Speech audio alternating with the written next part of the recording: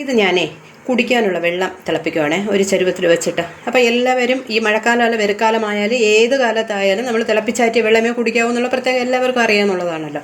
ചിലരൊക്കെ ഇതിൽ കരിങ്ങാലിപ്പൊടി ഇടാറുണ്ട്, ജീരകം ഇടാറുണ്ട്, ഉലുവ ഇടാറുണ്ട്, പിന്നെ കറിവേപ്പില ഇട്ട് വെള്ളം തിളപ്പിക്കാറുണ്ട്, പേരയിലയിട്ട് വെള്ളം തിളപ്പിക്കാറുണ്ട് ഒക്കെ ഇല്ലേ. എല്ലാവരും പലരും പല രീതിയിലൊക്കെ സാധനങ്ങളിട്ട് തിളപ്പിക്കാറുണ്ട്. അതിൽ ഏറ്റവും കൂടുതൽ വിഷാംശമുള്ളത് ഈ കരിങ്ങാലിപ്പൊടിയാണ്. വളരെ സൂക്ഷിക്കുക. ഈ കളറ് ഭയങ്കര മാരകമായ വിഷമാണ് ഈ കളറായിട്ട് മാറുന്നത്. അത് മാക്സിമം നിങ്ങൾ ഒഴിവാക്കുക. പകരം ഇതുപോലെ നെല്ലിക്ക കിട്ടുവാണെങ്കിൽ ഇതുപോലെ ഒരു നെല്ലിക്ക കിട്ടുവാണെങ്കിൽ ഇതിലിട്ട് തിളപ്പിച്ച് നിങ്ങൾ വെള്ളം കുടിച്ച് നോക്കൂ. മിക്കവാറും ഞാൻ നെല്ലിക്ക വെള്ളം തിളപ്പിക്കുമ്പോൾ നെല്ലിക്കയാണ് ഇട്ട് കുടിക്കുന്നത്. ഭയങ്കര ടേസ്റ്റാണ്. പിറ്റന്നാളത്തേക്ക് വേണമെങ്കിൽ നമുക്കൊന്നും ചെയ്യാതെ ഈ വെള്ളം നല്ല ടേസ്റ്റോടുകൂടി കുടിക്കാം. ഇത് ഒരു 2-3 മിനിറ്റ് ഒന്ന് തിളയ്ക്കുമ്പോൾ അതിൻ്റെ സത്തെല്ലാം ഈ വെള്ളത്തിൽ ചേരും. പിന്നെ നെല്ലിക്ക ഒന്നുകിൽ അതിൽ തന്നെ ഇട്ടേക്കാം, ഇല്ലയെന്നുണ്ടെങ്കിൽ നമുക്ക് ആ വെന്ത നെല്ലിക്ക എടുത്ത് കഴിക്കുകയും ചെയ്യാം.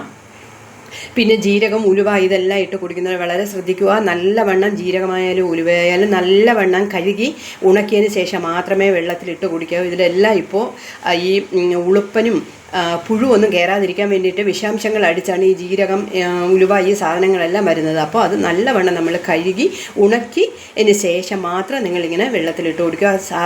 കാരണം കുഞ്ഞുങ്ങളെല്ലാം കുടിക്കുന്ന വെള്ളമാണ്. അതുകൊണ്ട് മാക്സിമം നിങ്ങൾക്ക് പറ്റുമെന്നുണ്ടെങ്കിൽ ഒരു നെല്ലിക്ക കിട്ടുമെന്നുണ്ടെങ്കിലും ഈ നെല്ലിക്ക ഇട്ട് വെള്ളം കുടിച്ചാൽ നമുക്കൊന്നും പേടിക്കേണ്ട ആവശ്യമില്ല. നല്ല ഗുണമുള്ളതാണ്. അറിയാമല്ലോ, നെല്ലിക്ക പറ്റിയൊക്കെ ഉള്ളതെല്ലാം അറിയാമല്ലോ. കണ്ണിനായാലും മുടിക്കായാലും എല്ലാത്തിനും നല്ലതാണ് നെല്ലിക്ക.